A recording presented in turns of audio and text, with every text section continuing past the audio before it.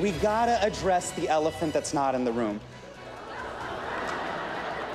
The leader of our country is not here. And that's because he lives in Moscow. It is a very long flight. It'd be hard for Vlad to make it. Vlad can't just make it on a Saturday. It's a Saturday. As for the other guy, I think he's in Pennsylvania because he can't take a joke. Comedian Hassan Minhaj at last night's White House Correspondents' Dinner. Our Powerhouse Roundtable joins me now. Daily Caller White House correspondent Caitlin Collins, Reuters White House correspondent Jeff Mason, also the president of the White House Correspondents Association, and 538 senior political editor Perry Bacon Jr. So let me start with you, Jeff. President became the first president since 1981 not to go to the dinner, and that was Ronald Reagan. He had just been shot, he had an excuse. But you just interviewed. You had a big interview with the president. Did you get the sense, talking to him, that he regrets this decision in any way? I didn't get the sense that he regretted the decision. I certainly got the sense that he was still thinking about it and thinking about the issue. He talked about potentially coming the following year. He was following it closely, was interested in it, but he didn't say anything about regretting his decision not to come. Because this was an extraordinary move, not simply that he decided not to come, but the fact that there was essentially a boycott by the entire White House, none of the White House staff. Yeah, it was unprecedented that the rest of the White House staff was, I think, essentially not allowed to come. They said that they did that in solidarity with the president, but I know that there are plenty of White House staff and others in the administration who would have liked to have attended that dinner. So, Caitlin, what was the message that he was trying to send with this? The White House was trying to send with this? It's a little artificial because he said he didn't want to come. They said there would be natural tension there, and it was naive of them to think that they could come and enjoy that dinner and not be hypocritical. But he lambasted, the press.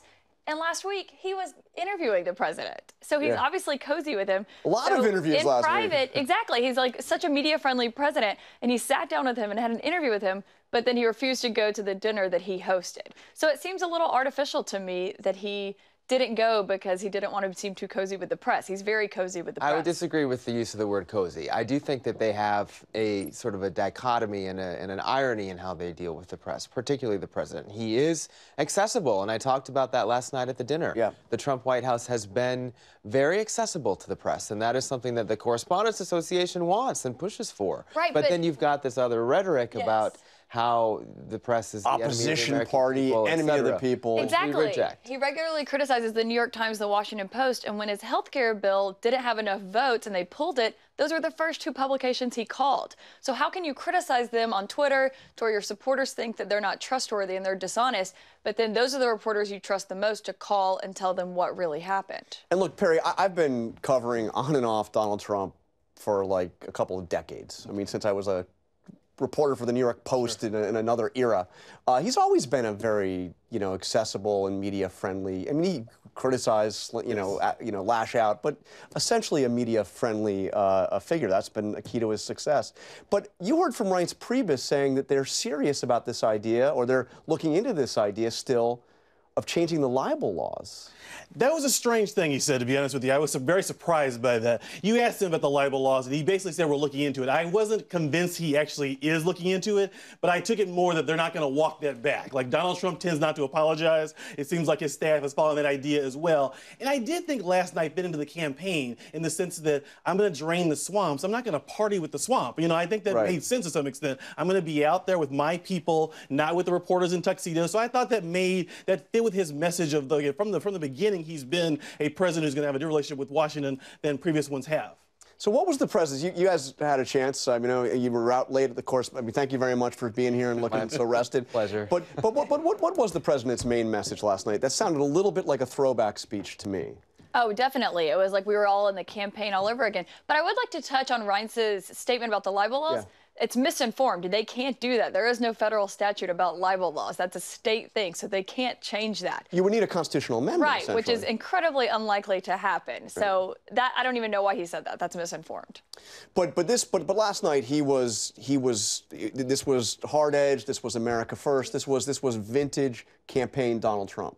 Exactly. That's right. I think that's right. And I think he wanted to go in that direction. I think it was a contrast he wanted. He listed, and he also wanted to say, I've done some of the things that I said I would do. And if you look at his immigration policy, for example, I think he has. The number of border crossings have went way down in the last few months, and that is something he talked about a lot. Is I want people not to come here illegal anymore. And he wanted to sort of list out what has he done and how has he met his promises, because the media has suggested he's failed in a lot of ways, and there have been obviously some major setbacks on health care, the travel ban. I think he wanted the message last night was, here are the things that I'm doing, here are the check marks I'm hitting. Ignore the media saying my 100 days we're not very good. I was struck by Nancy Pelosi being point blank saying not open to a compromise on immigration. Maybe that's not surprising given how deeply divided everybody is, but, you know, I mean, the idea of the president getting money for his wall that he'll get back later from Mexico in exchange for a path to citizenship even.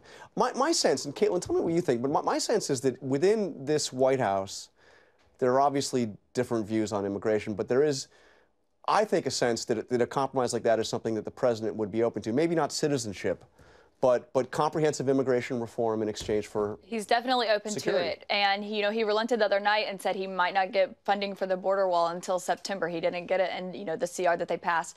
But I do think he has softened his stance on immigration a lot. As a candidate, he promised to get rid of DACA and the H-1B visa program because he said they were illegal and that Barack Obama defied federal law when he signed those. And he softened his stance on both of those. He said that Dreamers can rest easy on his immigration policies, that he's not going to come after them. And I'm interested to see how the president's supporters will react to that when they see that he's not cracking down on it like he said he would. So how, I mean, you already see it. I mean, DACA is in place. Right.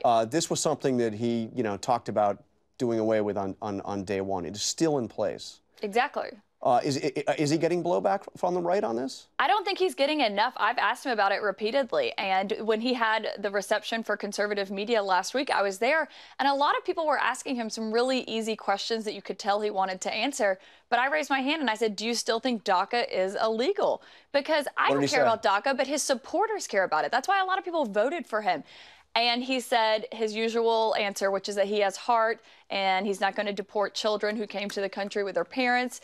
And he really didn't take the stance that he said, you know, at multiple rallies where he said he's going to get rid of it and they're not going to live here anymore. And Jeff, you got to say that flexibility has been one of the defining characteristics of the Trump presidency. Absolutely. His ability and openness to shifting positions on very firm positions that he had as a candidate has been remarkable. And I think it's interesting to see how his supporters react. He seems to be unique both then as a candidate and now as a president to be able to change his opinion without necessarily getting blowback from the people who put him in office. So far, the polling tells us no one has changed their mind about Donald Trump. Bingo. His base is very much with him. Bingo. The people who hated him on January 21st They still hate him. So that nothing's, on the immigration issue, I would say the way they've enforced policy on like where they're trying to deport people at courthouses, for example, the Latino community is very concerned that he's been, some on the right say he's not been aggressive enough, some on the left say he's been too aggressive. So he's in a place in immigration where the policies are very complicated and he's moved on some issues, he's not on others. It's kind of hard to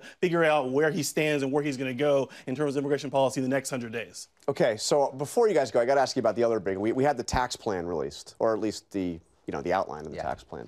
19 bullets. Yeah, 19. I didn't even count. So I mean, where does this go? Do they have a chance of seeing something by the end of the year pass that incorporates most of those 19 bullet points? I think that's his dream. He wants to emulate Ronald Reagan and have something significant pass in the first year of his first term. I need like a tax cut bigger than Reagan's.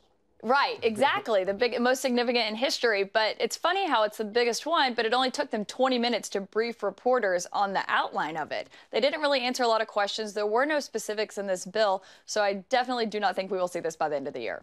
I also think you have to see how will Republicans accept an increase in deficits and why would Democrats get supportive or get behind something like this. Let me play something very quickly.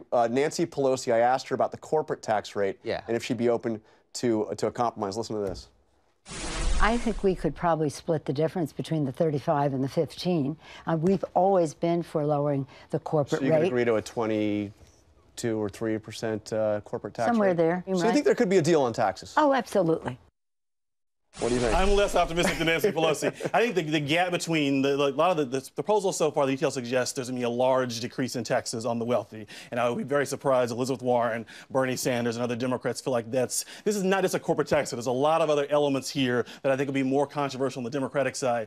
But they probably can pass it without any Democratic votes if they use reconciliation. So it could still happen as well. Although Reince Priebus made some news with us saying that he's going to close Karen this was interesting. hedge fund loophole. All right, that's all the time we have.